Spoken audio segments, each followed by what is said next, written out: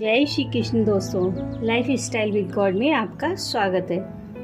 दोस्तों, यहाँ पर हम श्रीमद् भगवद गीता के चौथे अध्याय का अध्ययन कर रहे हैं, जिसका नाम ज्ञान कर्म संन्यास योग है। आज हम 21वें श्लोक का अध्ययन करेंगे।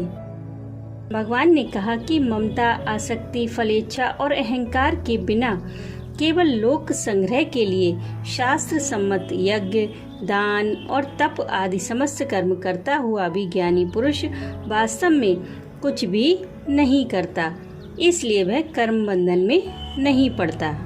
इस पर यह जिज्ञासा होती है कि ज्ञानी को आदर्श मानकर उपयुक्त प्रकार से कर्म करने वाले साधक तो नित्य नैमित्तिक आदि कर्मों का त्याग नहीं करते, निष्काम भाव से सब प्रकार के शास्त्र विहित कर्तव्य कर्मों का अनुष्ठान करते रहते हैं। इस कारण वे किसी पाप के भागी नहीं बनते।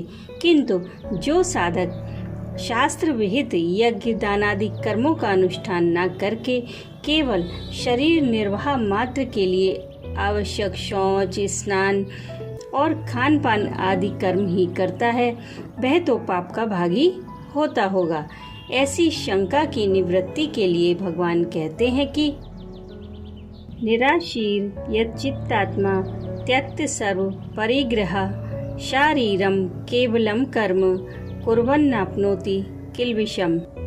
चौथे अध्याय के 21वें श्लोक में भगवान श्री कृष्ण अर्जुन से कहते हैं कि जिसका अंतःकरण और इंद्रियों के सहित शरीर जीता हुआ है और जिसने समस्त भोगों की सामग्री का परित्याग कर दिया है, ऐसा आशा रहित पुरुष केवल शरीर संबंधी कर्म करता हुआ भी पाप को नहीं प्राप्त होता।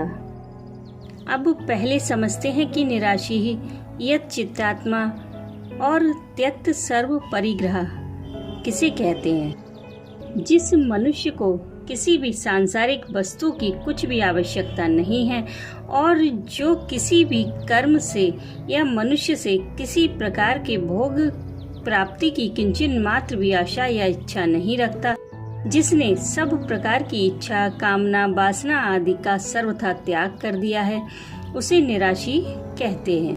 और जिसका अंतःकरण और समस्त इंद्रियों सहित शरीर वश में है, अर्थात जिसके मन और इंद्रिय राग द्वेष से रहित हो जाने के कारण उन पर शब्द आदि विषयों के संग का कुछ भी प्रभाव नहीं पड़ सकता, और जिसका शरीर भी जैसे वह उसे रखना चाहता है वैसे ही रहता है, चाहे वह गृहस्थ हो या सन्यासी, उसे यत् चित्तात्मा कहते हैं।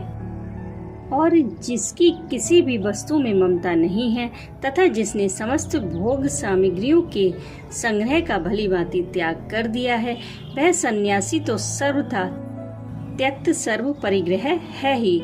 इसके सिवा जो कोई दूसरे आश्रम वाला भी यदि उपयुक्त प्रकार से परिग्रह का त्याग कर देने वाला है तो वह भी त्यक्त सर्व परिग्रह है।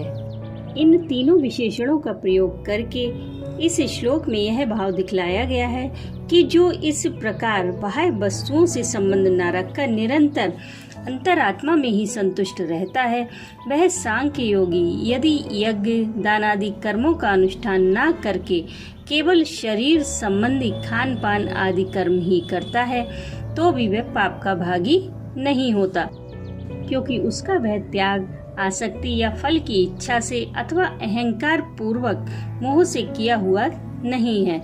वह तो आसक्ति, फलेच्छा और अहंकार से रहित सर्वथा शास्त्र सम्मत त्याग है, अतएव सब प्रकार से संसार का हित करने वाला है। ऐसा आशा रहित पुरुष केवल शरीर संबंधी कर्म करता हुआ भी पाप को नहीं प्राप्त होता। इस कथन से भगवान ने यह भाव दिखलाया है कि जिसका इंद्रियों सहित मन वश में किया हुआ है और जो राग द्वेष से रहित है, जिसमें ममता, आसक्ति और कामना का सर्वथा अभाव है और जो केवल शरीर निर्वाह संबंधी क्रियाओं को ही करता है, यज्ञ, दान आदि विहित कर्मों का जिसने त्याग कर दिया है, ऐसे पुरुष को न तो यज्ञ आदि कर्मों के अनुष्ठान न करने से होने वाला प्रत्यवाय रूप पाप लगता है और न शरीर निर्वाह के लिए ही की जाने वाली क्रियाओं में होने वाले पापों से ही उसका संबंध होता है। यही उसका किल्बिष यानी कि पाप को प्राप्त नहीं होना है। राधे राधे।